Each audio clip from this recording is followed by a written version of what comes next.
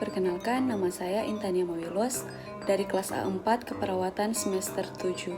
Video ini saya buat untuk memenuhi tugas ujian akhir semester mata kuliah keperawatan bencana. Konsep dasar keperawatan bencana. Manajemen penanggulangan bencana didefinisikan sebagai segala upaya kegiatan yang dilakukan dalam rangka pencegahan, mitigasi, kesiapsiagaan, tanggap darurat, dan pemulihan berkaitan dengan bencana yang dilakukan pada tahapan sebelum, saat, dan setelah bencana. Manajemen penanggulangan bencana bersifat dinamis, dapat berubah dan berkembang menyesuaikan dengan perubahan situasi dan kondisi yang terjadi selama siklus bencana. Manajemen penanggulangan bencana dikembangkan dari fungsi manajemen yang meliputi perencanaan, pengorganisasian, pembagian tugas, pengendalian, dan pengawasan. Proses tersebut dilaksanakan dengan melibatkan berbagai macam organisasi yang harus bekerja sama untuk melakukan pencegahan, mitigasi, kesiapsiagaan, tanggap darurat, dan pemulihan akibat bencana.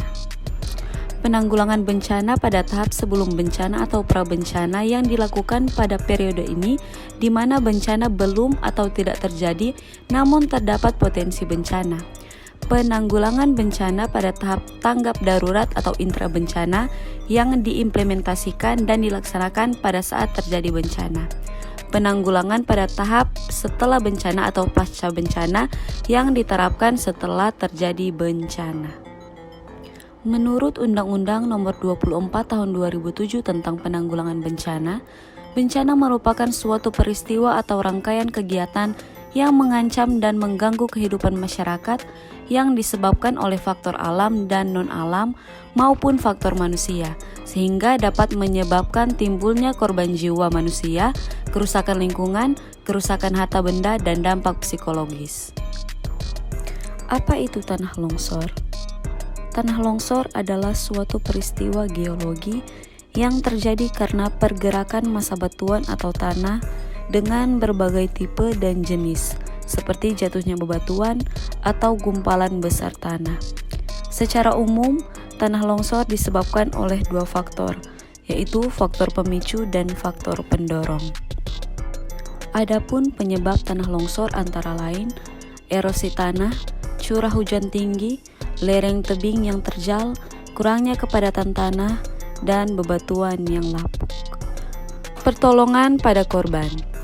Dalam melakukan pertolongan pada korban, kita harus mengingat prioritas korban yang akan diselamatkan, di mana triase merah merupakan pasien darurat, triase kuning merupakan pasien dengan cedera ringan, triase hijau merupakan pasien non-darurat, dan triase hitam merupakan pasien meninggal. Selain memperhatikan prioritas pada korban yang akan diselamatkan, kita juga harus memperhatikan keselamatan dan keamanan diri. Selain itu, kita juga wajib memperhatikan keamanan lingkungan. Di tempat terjadinya bencana, prosedur triase yang dapat kita terapkan yang paling efektif adalah multiple casual triage atau triase saat terjadi bencana dengan metode triase start atau simple triage and rapid treatment. Mengapa demikian? Karena pada saat terjadinya bencana, jumlah korban tentu lebih banyak daripada jumlah penolong. Saat ini kita masuk pada algoritma triase start.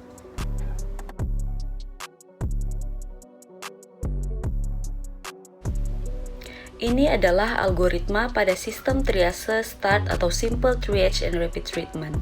Yang pertama, kita melihat ambulasi pasien atau korban. Ketika korban dapat berjalan dengan sendiri, kita dapat mengkategorikan pasien atau korban dengan kategori triase hijau.